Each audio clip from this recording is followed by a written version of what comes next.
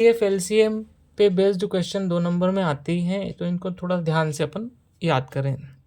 अगला क्वेश्चन देखते हैं, शून्यकों पे आधारित है ये, और जो द्विघात समीकरण वाला हमारा चौथा अध्याय है उससे है ये। उससे भी बहुत इंपॉर्टेंट और सरल क्वेश्चन जो है बनते हैं। तो इसका हल देखेंगे, 4u² प्लस 8u।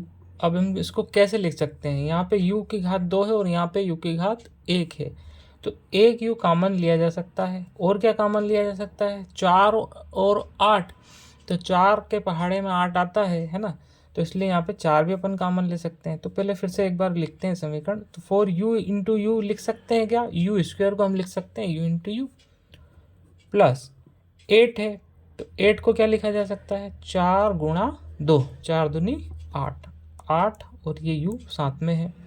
तो अब क्या क्या कॉमन आ रहा है, देखो ज़रा, एक तो 4 कॉमन आ रहा है और एक दोनों में से क्या कॉमन आ रहा है, u कॉमन आ रहा है। तो 4 और u दोनों यहाँ से ले लिए, तो यहाँ क्या बचा अंदर, u प्लस ऐसा का ऐसे ही।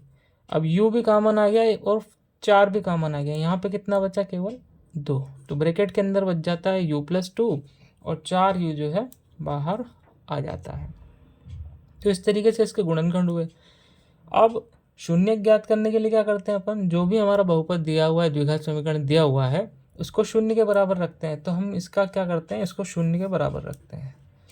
4u प्लस 2 बराबर है शून्य के, है ना।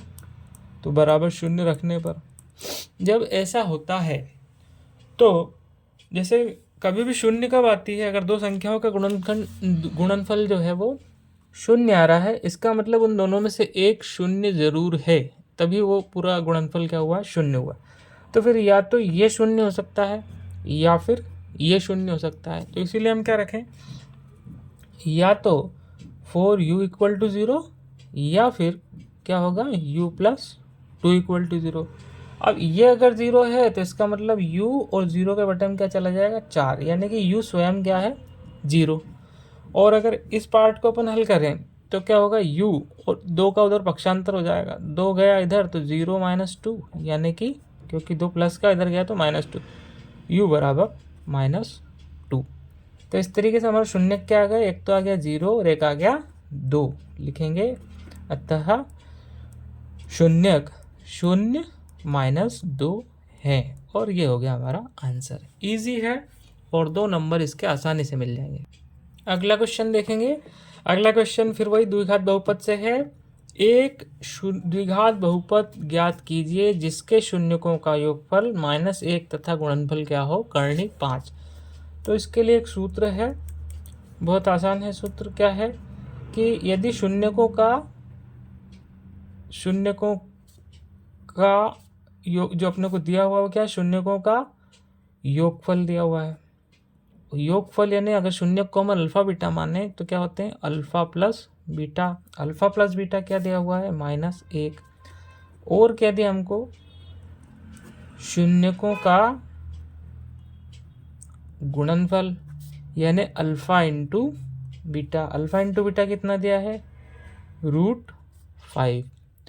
तो इसका एक सूत्र क्या है, व्यापक रूप में अपन देखेंगे तो क्या होता है, अब अगर शून्यकों का गुणनफल और ये दिया हो योगफल, तो बहुपद जो हमारी द्विघात समीकरण होती है वो किस रूप में होती है, द्विघात समीकरण बनती है x² plus x² minus alpha plus beta into x plus alpha into beta is equal to 0। इस रूप में हमारी द्विघात समीकरण बनती है। कब, जब मूलों का योगफल और गुणनफल दिया हुआ है। तो बस इसमें मान रखना, अगर ये याद रख लिया हमने तो इस पे बेस्ड क्वेश्चन अपने आराम से बनेंगे, और लगभग 48 में से एक पूछा जाता है।